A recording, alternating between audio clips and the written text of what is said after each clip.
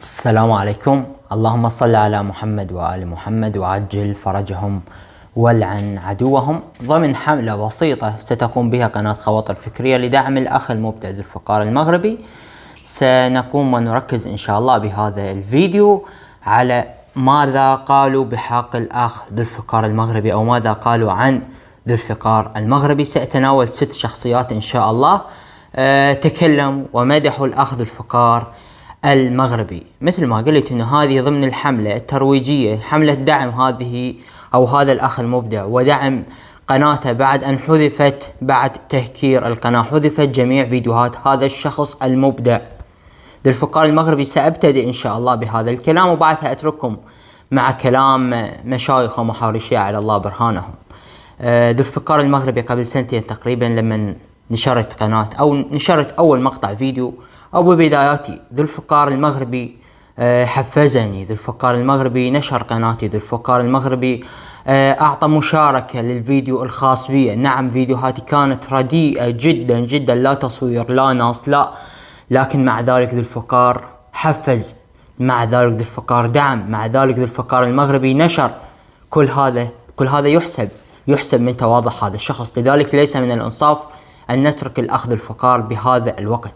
لذلك مثل ما قلت هذه هي حملة لدعم هذا الشبل الحيدري الذي دمر الوهابية. سنستعرض إن شاء الله ست آراء من مشايخ الشيعة ومحاوريهم إن شاء الله. سنبتدئ بالحاج وعد، وأيضا الشيخ أحمد سلمان، والسيد ميثم الموسوي، والشيخ أحمد الإمام مع حفظ الألقاب أيضا، والشيخ علي الكوراني، والشيخ علي المحسن. وأريد منكم شيء واحد بعد كلام الشيخ أو المحاور الشيعي تقولوا هذه الكلمة: موتوا بغيظكم أيها الوهابية، ونرددها معا ردا على من تشمت بتهكير قناة ذو الفقار، وأيضا تشمت بحذف فيديوهات.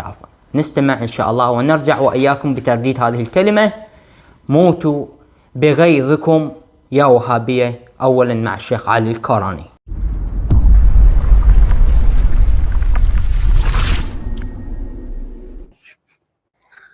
يقول: ما رأيك يا شيخنا في ذو الفقار المغربي؟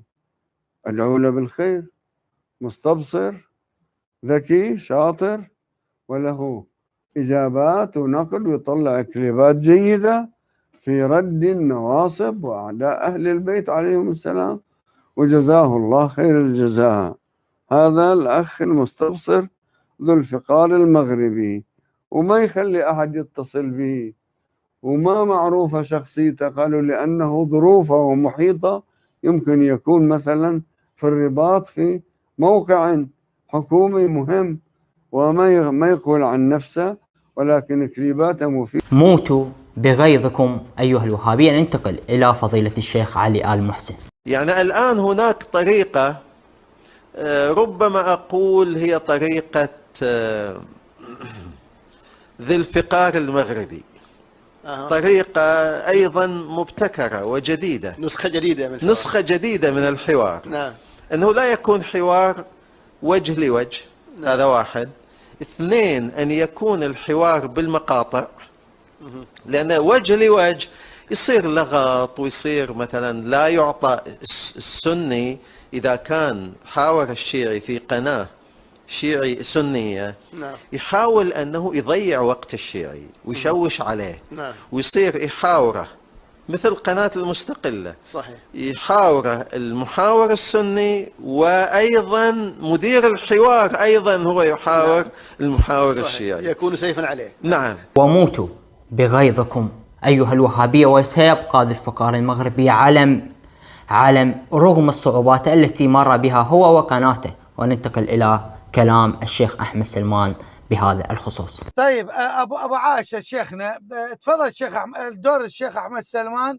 طبعا اخواني تفضل انا ساسكت. الشيخ الكريم ابو عائشه يقول احد الروافض الذي نزل، طبعا يشير الى الاخ المعطاء، الاخ ذو الفقار المغربي، ونزل فيديو لهذه القضيه، وندعوكم لمشاهده هذا الفيديو. تفضل سماحه الشيخ. ذو الفقار مبدع وسيظل مبدعا، وكل اعماله ابداع في ابداع في ابداع، وقليل فيه كلمة إبداع. على كل حال، يا بني وهبون موتوا بغيظكم، ويبقى ذو الفقار المغربي ويبقى علم شامخ رغم أنوفكم.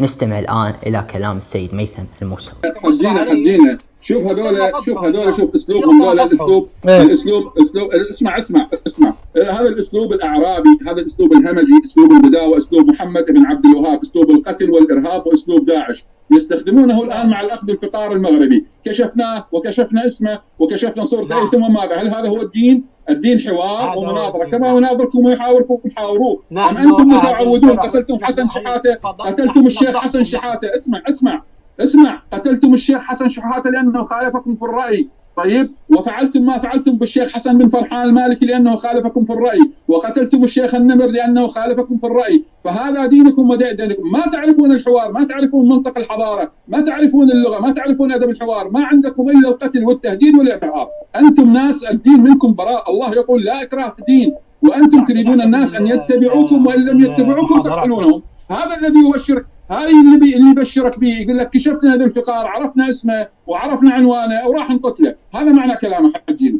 يا أفراخ ابن تيمية موتوا بغيظكم، سيبقى ذو الفقار المغربي علم رغم الصعوبات التي مر بها هو وقناته، وسنبقى ندعم هذا الشبل الحيدر. ننتقل إلى الحاج وعد اللامي. ذو الفقار المغربي فخر لي أنا شخصيا، أفتخر به. إلى كل أحباب الحسين عليه السلام يجب أن يكون من الآن إلى يوم 400 الإمام الحسين عليه السلام توصل هذه القناة إلى 1,000,000 مشترك. هذا الرجل أصبح أيقونة جزاه الله خير الجزاء للرد على المخالفين. وختامها مسك مع الشيخ أحمد الإمامي. موتوا بغيظكم أيها الوهابية. لا رجال، ذو الفقار تعبان على نفسه. ذو الفقار عنده فد شغلة جميلة جدا. ذو الفقار عنده مطاولة، ما يمل، وهاي شغلة جدا جميلة كلش أحبها أنا عند الإنسان، وهذا سبب نجاحه. ينجح، يبقى ينجح، لأن ما يمل، يتشلل. عرفت شلون؟ يعني خلاص زملة واحد يفسخ. هذا الصح، مو بالضرورة يكون بمناظرة، لا، هو يعرف انه هذا الانسان حتى كلامه يجاوبه كذا، يحط له مقاطع، يحط له كذا، حلو، ترتيبه حلو. اي فنان يعني عنده فن بهذا الموضوع مبدع به، فيستاهل 600,000 و700,000 وخليه يستاهل 1,000,000. شكو بيها العاد، شكو بيها. ان شاء الله الله يسوي قناة. العاد هو شنو اللي عندهم 5 ملايين و4 ملايين احسن منه؟ واحسن منه. ونكرر ونعيد، موتوا بغيظكم أيها الوهابية. المطلوب منكم شباب أن تنشرون الفيديو، تخلوا له لايك، والأهم من ذلك هو نشر قناة الأخ ذو الفقار المغربي. نشر قناة ذو الفقار المغربي الآن، ولا فيديو واحد لذو الفقار المغربي من بحوثه واستدلالاته ونقوضه على الوهابية كلها انحذفت. لكن أنا على يقين أن هذا الأخ سيعود أقوى وأقوى، وسيدمر بني وهبون كعادة هذا الشخص المبدع. نرجع بفيديوهات قادمة. ادعموا قناة الأخ ذو الفقار المغربي ولا تبخلوا بنشرها. نرجع بفيديوهات قادمة. إلى ذلك الحين انتظرونا. خادمكم ومحدثكم علي، وفي أمان الله.